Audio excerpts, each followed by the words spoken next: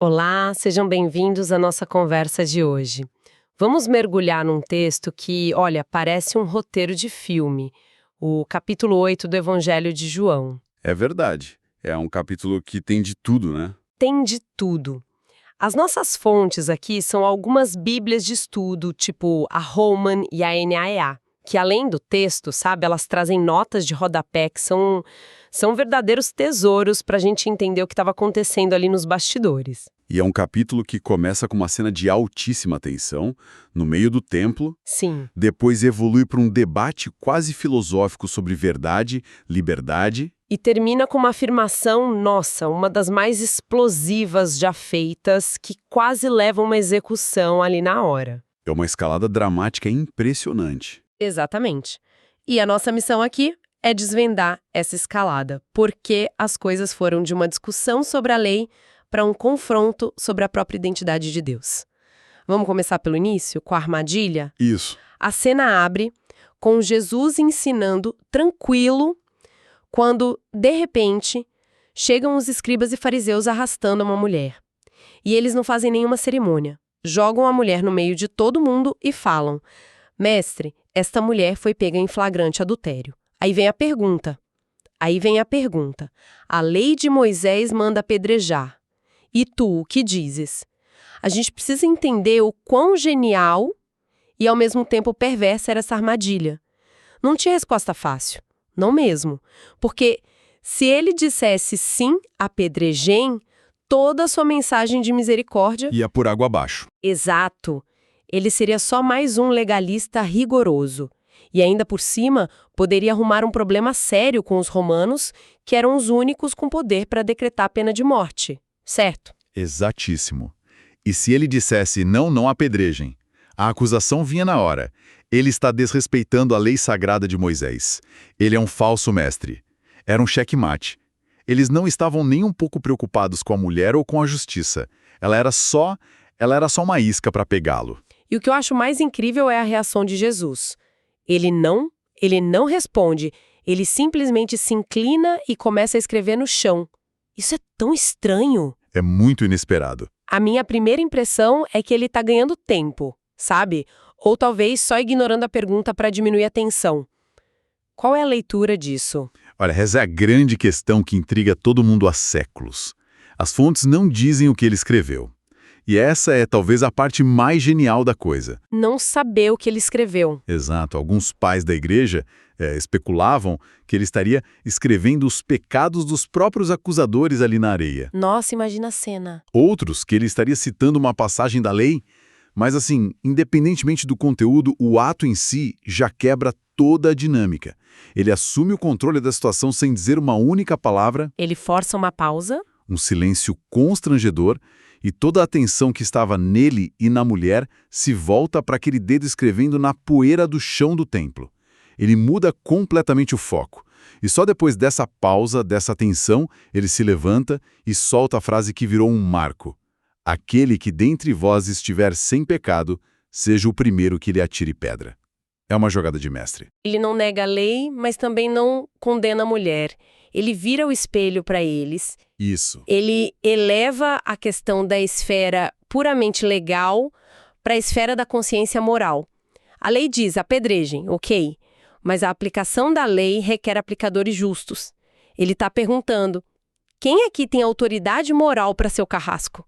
E o resultado é devastador para eles. Com certeza. O texto diz que eles foram saindo um por um, começando pelos mais velhos. Esse detalhe sempre me chamou a atenção. Por que os mais velhos primeiro? É um detalhe psicológico brilhante, né? Talvez porque os mais velhos tivessem mais anos de vida e, portanto, uma consciência mais pesada dos próprios erros. Faz sentido. Ou talvez tivessem mais a perder em termos de reputação.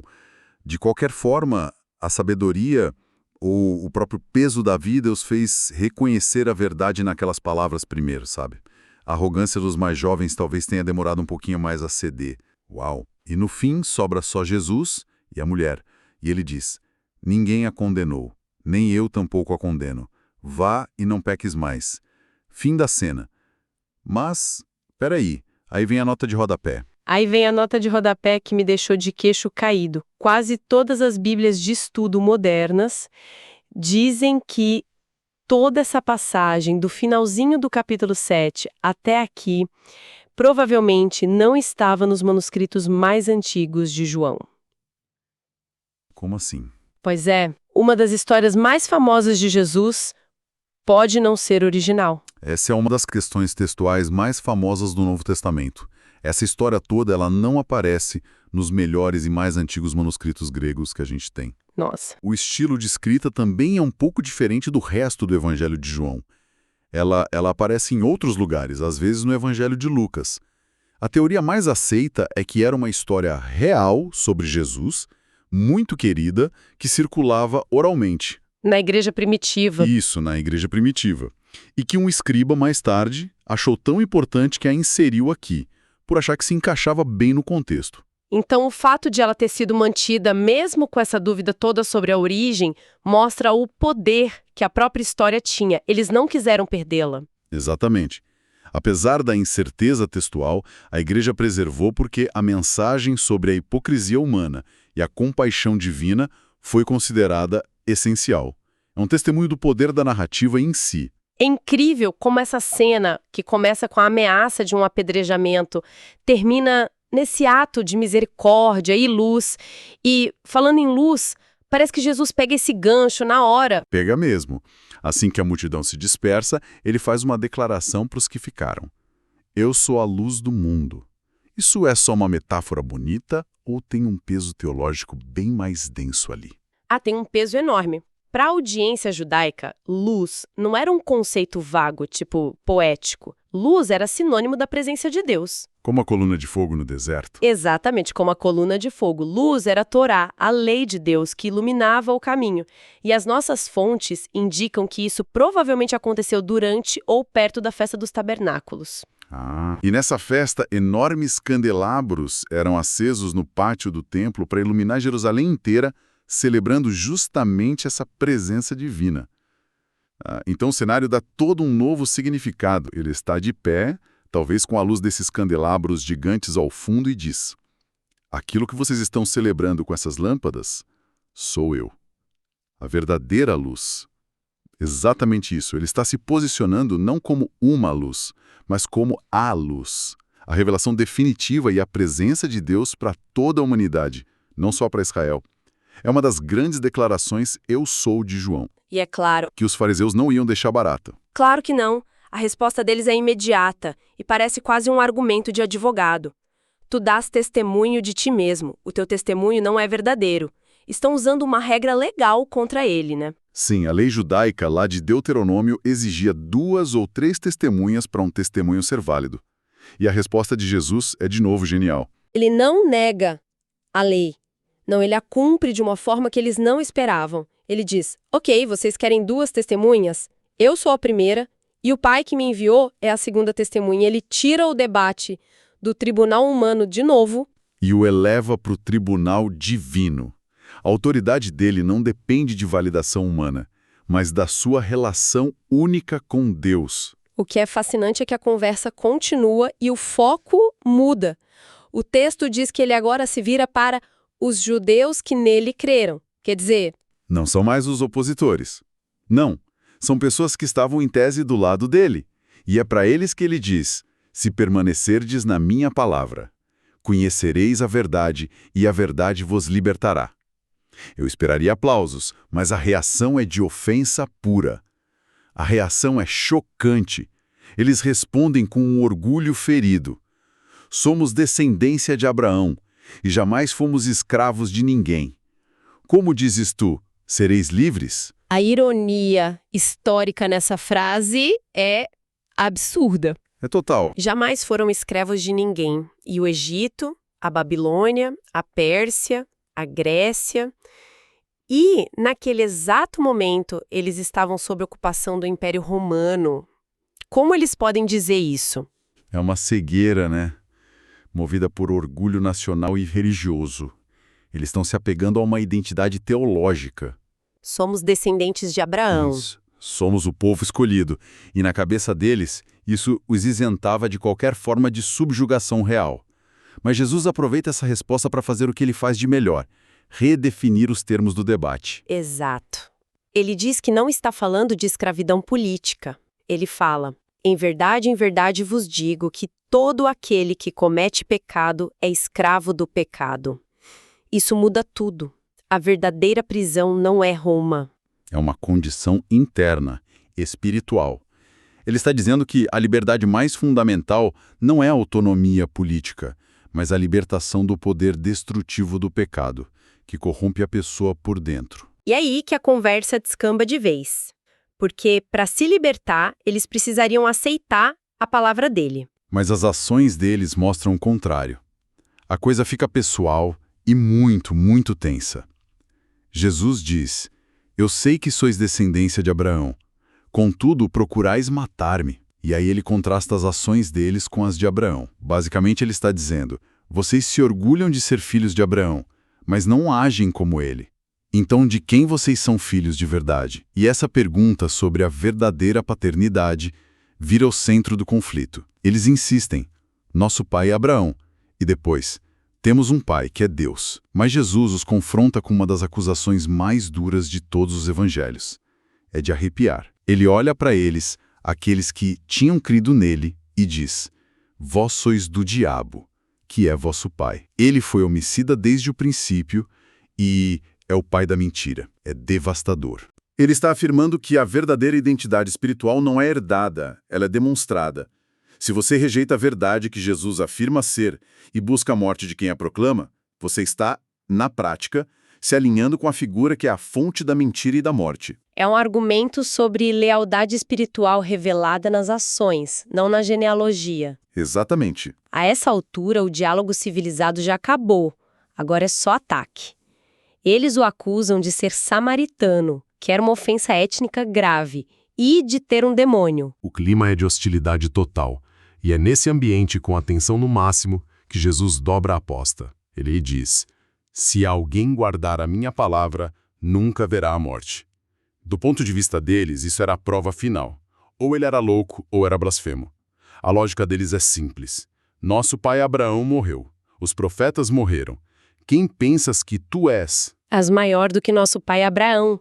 É uma pergunta retórica, cheia de escárnio. É cheia de sarcasmo. Eles o encurralam com essa pergunta, achando que o pegaram. Até zombam da idade dele. Ainda não tem 50 anos e viste Abraão? E aí é que vem a resposta que encerra tudo. O clímax do capítulo. Versículo 58. Em verdade vos digo. Antes que Abraão existisse, eu sou. Essa é a frase que incendeia o lugar. E a chave para entender a reação violenta deles está nessas duas últimas palavras. Eu sou. Certo, vamos analisar isso. Porque eu sou foi o gatilho. Ele poderia ter dito, eu já existi antes de Abraão, o que já seria impressionante. Mas ele escolhe eu sou. Por quê? Porque eu sou, em grego ego eimi, não é uma simples declaração de pré-existência. É uma citação direta, um eco inconfundível do nome sagrado de Deus revelado a Moisés na sarça ardente, em Êxodo, capítulo 3. Ah, claro. Quando Moisés pergunta o nome de Deus, a resposta é, eu sou o que sou. Diga-lhes, eu sou me enviou a vós. Ao usar essa fórmula exata, Jesus não está só dizendo que é mais velho que Abraão. Ele está reivindicando a identidade do próprio Deus. Do próprio Deus eterno, atemporal, que falou com Moisés. Uau! Então não foi apenas o que ele disse, mas as palavras exatas que ele escolheu. A escolha do termo foi a ignição. Com certeza. Para aquela audiência que conhecia as escrituras de cor, não havia a menor dúvida do que ele estava reivindicando. E para eles aquilo era a blasfêmia máxima. Um homem de pé diante deles no templo, usando o nome divino para si mesmo. A lei de Moisés era clara sobre a punição para blasfêmia, apedrejamento. A reação deles é instantânea. Imediata. O texto diz que eles pegaram em pedras para atirarem nele. Não precisaram de mais debate. Na mente deles, o crime e a sentença estavam claros. A afirmação final foi feita e a consequência foi uma tentativa de execução ali mesmo. O capítulo termina com ele se escondendo e saindo do templo. Que jornada! É uma aula de como a revelação progressiva pode gerar uma hostilidade igualmente progressiva, né? Começa com uma questão sobre a lei e termina com uma reivindicação de divindade que fratura completamente a audiência. Então, o que a gente tira disso tudo? Ao percorrer o capítulo 8 de João, fica claro que o texto força uma decisão. Não tem meio termo. O capítulo nos joga num verdadeiro tribunal, onde Jesus é o réu, a testemunha, e no final se revela como o próprio juiz. Exato. E ele deixa a questão principal no ar, tanto para os personagens da história quanto para quem lê hoje. Quem é esse homem? Um mestre sábio que ensina sobre compaixão? Ou um louco perigoso, como o acusaram. Exato. Ou ele é, de fato, o eu sou, a luz do mundo, a encarnação do Deus eterno.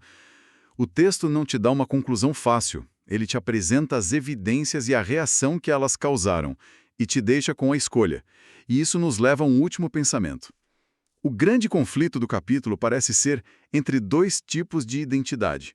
De um lado, a identidade herdada, baseada na linhagem. Somos filhos de Abraão. Do outro, uma identidade espiritual, baseada na verdade em que se crê e nas ações que se pratica. É um contraste muito forte. Num mundo como o nosso, tão obcecado com rótulos, afiliações, heranças culturais, grupos, talvez o desafio deste texto antigo seja nos fazer perguntar onde nós estamos buscando a nossa identidade mais profunda e a nossa verdadeira liberdade. Naquilo que a gente herdou ou na verdade que escolhemos seguir? Uma pergunta que continua tão relevante hoje quanto era naquele pátio do templo há 2000 anos.